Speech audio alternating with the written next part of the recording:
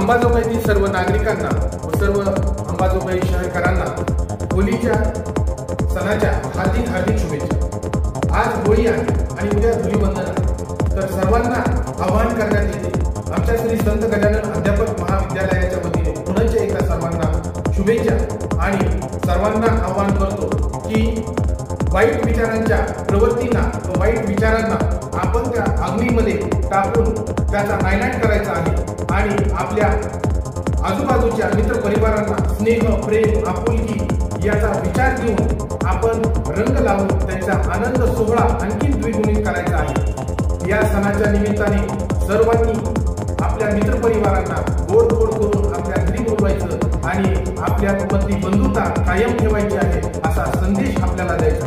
त्याचबरोबर शिक्षकांना मी सांगू इच्छितो की शिक्षक हा केवळ वर्गातील खोलीमध्ये नसून तो समाजाच्या वर्गखोलीमध्ये त्याची कक्षा रुंदावली पाहिजे आणि शिक्षकाने आपल्या समाजामध्ये चालत असलेल्या ज्या काही विकृती आहेत त्याच्यावर आपले विचार मांडून समाजामध्ये समता कशी प्रस्थापित होईल या सर्व गोष्टीकडे शिक्षकाने आवर्जून लक्ष देणे गरजेचे आहे। हे आवाहन मी या निमित्ताने या सणाच्या होळीच्या धुलीवंदनाच्या निमित्ताने मी करत आहे।